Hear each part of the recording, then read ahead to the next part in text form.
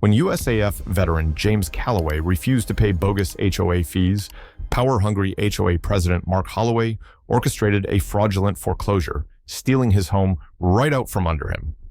Arrogant and untouchable, Holloway bragged about his victory, convinced that his lies and connections would keep him safe. But what he didn't know was that James had friends in high places, very high places. And when they got involved, the entire HOA empire crumbled, and Holloway went from king of the neighborhood to a convict in handcuffs.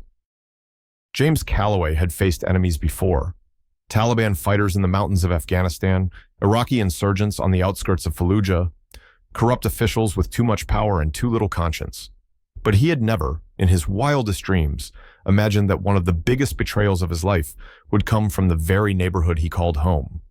For 20 years, his house had been his sanctuary, a simple one-story home tucked away in a quiet cul-de-sac. It wasn't extravagant, but it was his. His name was on the deed. His blood and sweat had gone into every improvement. He built this life with his own hands. Then the HOA came.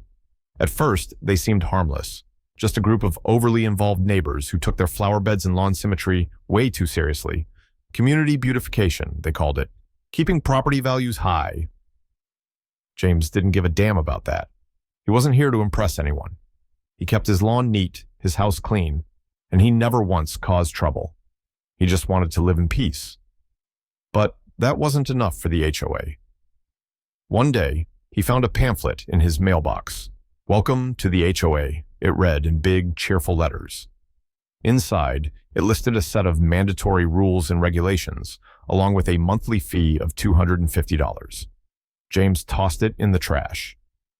A week later, another letter arrived. This one wasn't so friendly. "Final notice. You must pay your HOA fees immediately or face penalties." Penalties? James didn't remember signing any agreement. Because he didn't. He did a little digging. The HOA was formed years after he bought his house. They had gone door to door, convincing homeowners to sign on, promising community improvements and valuable perks. Some had agreed. James never did.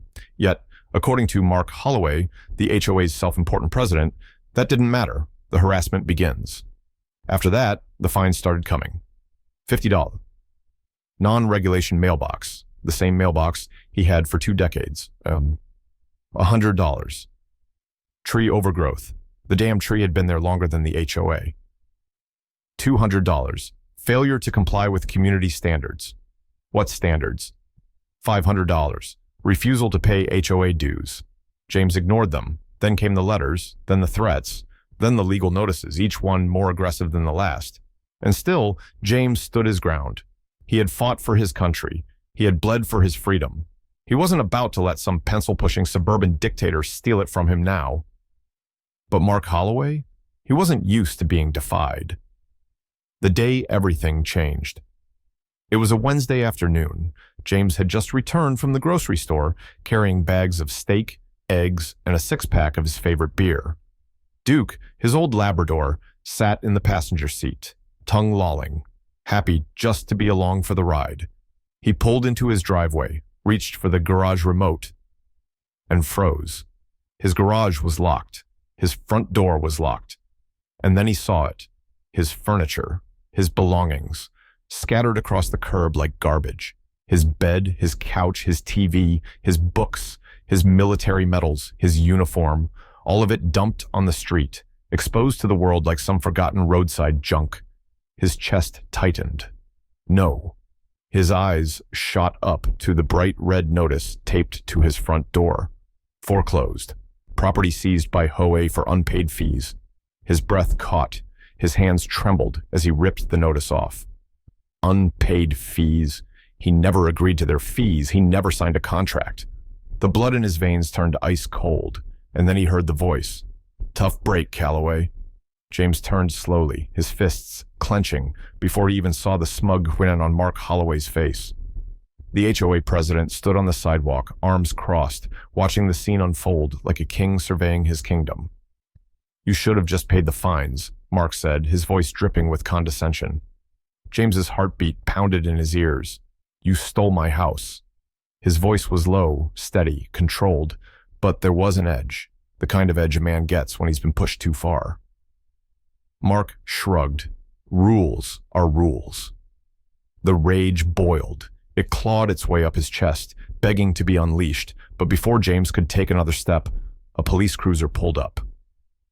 The final insult. 2 officers stepped out, one older with a graying mustache, the other young and stiff-backed. They walked up with calm indifference, like they'd done this 100 times before. "Sir, you need to vacate the premises." James turned to them, disbelief flashing in his eyes. "This is my house." The officer didn't blink. "Not anymore. The HOA has a court order." "A court order? Since when?" James tried to argue, but they weren't listening. "You can collect your belongings, but you need to leave." Just like that, no discussion, no due process. He had been evicted from his own home. For a long moment, he just stood there. Stood there while strangers rifled through his life. Stood there while his neighbors peered through their curtains, too afraid to intervene. Stood there while Mark Holloway watched, enjoying every second of it. The officers turned to leave. Mark clapped his hands together mockingly. "Well, Calloway, looks like you need to find a new place to sleep." And that was it. James Calloway, decorated Air Force veteran, 2-time Bronze Star recipient, a man who had survived war zones and firefights, was now homeless because of an HOA. That night, he sat in his truck, parked a block away, watching his own house from a distance. His old dog, Duke, whined softly in the passenger seat. The rage sat heavy in his chest, not the quick, explosive kind, the deep, simmering kind, the kind of anger that didn't go away. Because Mark and his HOA goons, they had just made the biggest mistake of their lives. James Calloway had survived ambushes, bombings, and sniper fire in the Middle East. He had been in situations where one wrong step meant death. He had lost friends, made sacrifices, and endured horrors that most people wouldn't even begin to understand. But nothing felt quite like the raw, suffocating helplessness of watching his entire life ripped out from under him while the people responsible laughed in his face. For the first time in years, he had nowhere to go. The motel room that stank of failure. The first night, James slept in his truck. Not because he didn't have the money for a room, but because he couldn't bring himself to accept what had happened. He sat behind the wheel, Duke curled up in the passenger seat, staring at the house he had spent 2 decades in, the house that wasn't his anymore. Eventually, exhaustion won. He checked into a cheap, stained motel off the highway, the kind where the lights flickered, the walls smelled of stale cigarettes, and the air conditioning rattled like a dying engine. James sat on the edge of the bed, gripping his phone like a lifeline, and he started making calls. Dead end after dead end. Lawyer after lawyer, firm after firm. Every conversation was the same. "It's a civil matter. You'll need to take them to court." Court. Yeah, right. Taking them to court meant months, maybe even years of legal battles. It meant spending tens of thousands of dollars on legal fees just to fight a battle against an HOA with deep pockets and corporate lawyers. Even if he won, his house was already gone. And the worst part, Mark Holloway knew it. A celebration at his expense. James didn't have to dig for information. It was being flaunted right in front of him. Mark Holloway, the self-appointed king of the neighborhood, was celebrating. Word spread fast. James Calloway was gone. And Mark? He was bragging to anyone who would listen. "We finally got rid of that stubborn old bastard. Calloway thought he could ignore the rules. Not anymore. Let this be a lesson. No one is above the HOA." James could imagine the smug grin on Mark's face. And then the final insult. The HOA put his house up for auction, for pennies on the dollar. And the buyer? One of Mark's closest friends, an HOA board member. They weren't just evicting him. They were stealing his home right in front of his eyes. James felt something he hadn't felt since his worst days in the military. Helplessness. The system was rigged. He had spent his entire life believing in rules. He fought for justice, for fairness, for a country that was supposed to stand for those things. But now he saw the truth. The HOA had lawyers. The HOA had money. The HOA had the local police on their side. And James? James had nothing. Or so they thought. A lesson from the military: no battle is won alone. James wasn't the kind of man to beg. He wasn't the kind of man to fold, but he also wasn't stupid. This wasn't a fight he could win alone. But if there was one thing the military had taught him, it was that no war is fought alone. And James? James had connections. It was time to call in reinforcements. James Calloway was many things: a soldier, a survivor, a man who had walked through fire and come out the other side. But he was not a man who forgot his training, and he damn sure wasn't a man who lost. For a week, he had been hitting dead end after dead end. The system was rigged, the lawyers were useless, and Mark Holloway was sitting on his stolen throne, gloating like a man who thought he had already won. But Mark had made a critical mistake. He thought James was just some old vet with no fight left in him. He had no idea who the hell he was dealing with. An old friend with big connections. James sat in his truck, parked outside the same cheap motel he had been calling home for days. His dog, Duke, lay curled up beside him, sensing his owner's tension. And then James did something he should have done from the start. He picked up his phone and made a call. The voice on the other end answered on the second ring. "Jesus, Calloway, been a while." Colonel David Lawson, Air Force legend, Pentagon insider, the kind of man who didn't just shake hands with senators, he had them on speed dial. And most importantly, a man who owed James his life. The power of the right call. James didn't sugarcoat it. He told Lawson everything. The eviction, the foreclosure, the auction, the fact that the HOA had hijacked his property like a goddamn cartel. By the time he finished, there was a long silence. Then Lawson's voice came through, cold and deadly. "They did what?" James almost smiled. He had just unleashed hell. 48 hours later, the storm hits. Lawson didn't just make calls. He pulled strings. Within 2 days, a team of military attorneys, federal fraud investigators, and high-level state officials had descended on James's case like a pack of sharks smelling blood. They dug deep. And what they found? It was bigger than anyone could have imagined. The HOA's dirty little secret Mark Holloway and his band of corrupt HOA goons hadn't just targeted James. They had been running a full-blown property scam for years. Forged documents, false liens, illegal foreclosures, bank accounts stuffed with stolen property funds. They would pick targets, mostly elderly homeowners, veterans, or people who didn't have the resources to fight back. Then they'd bury them in fake fees, fabricate legal documents, and force them out. Once the homeowners were gone, they'd sell the properties at dirt-cheap prices to HOA board members and their friends. It was theft, plain and simple. And Mark Holloway? He was at the rotten, festering core of it all, the reckoning. James didn't have to lift a finger to watch the fireworks. He just sat back, sipping a black coffee in his truck as the cavalry arrived. Federal agents, state investigators, even a damn IRS fraud unit. They stormed into the HOA's office, seizing computers, hauling out boxes of documents, flipping through records. And then came the best part. James didn't even need to get out of his truck to see it happen, because the moment he'd been waiting for. Mark Holloway, big shot HOA president, neighborhood dictator, smug little tyrant, was dragged out in handcuffs. His face was red, his eyes wide with panic. He screamed about mistakes, about misunderstandings, about how this was all just a clerical error. The agents didn't care. One of them, a no-nonsense-looking woman in a navy suit, gave him a long, unimpressed look before snapping on the cuffs. "Mark Holloway, you're under arrest for conspiracy to commit fraud, falsification of legal documents, and unlawful property seizure." And just like that, it was over. A well-earned smile. James watched every second of it. For the first time in weeks, he smiled. Not just any smile, a satisfied, wolfish grin. Because in the end, Mark and his HOA gang had thought that they were untouchable. They thought they could rob a USAF veteran, steal his house, and walk away without consequences. They thought they had already won.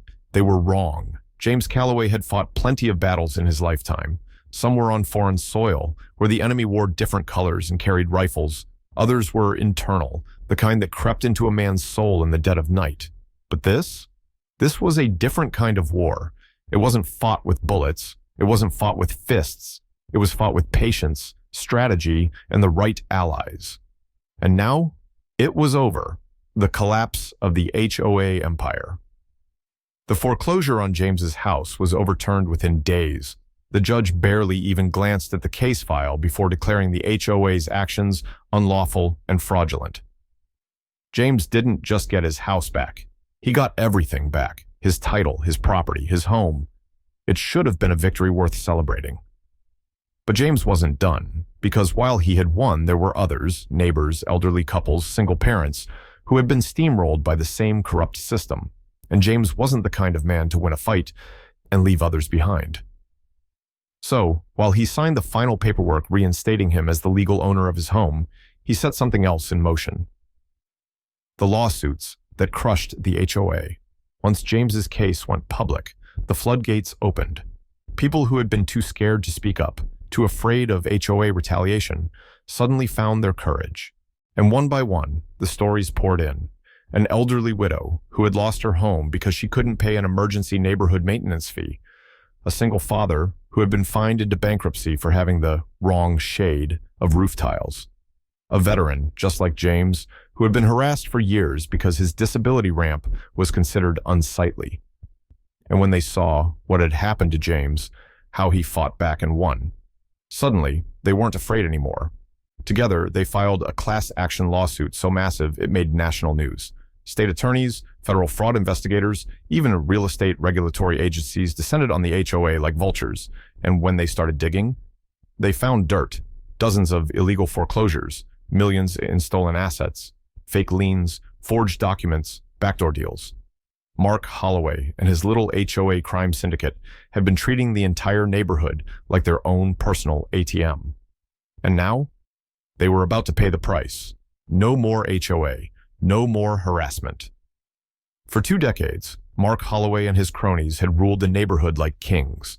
They had turned their tiny patch of suburbia into a dictatorship where they made the rules and everyone else paid the price. But James knew something they didn't. He knew the right people. And with a few well-placed phone calls to state legislators, he made sure that this HOA would never return. Under state fraud laws, the entire organization was dissolved, not restructured, not reformed, gone. No more absurd fines, no more harassment, no more HOA dictatorship. The neighborhood was finally free, a hero's welcome home. The day James moved back in, something incredible happened. It started small, just a few neighbors gathering by his driveway as he carried boxes back into his house. Then more came, and soon, the entire block was standing outside, clapping, cheering, shaking his hand. It wasn't just about him winning his home back. It was about all of them winning.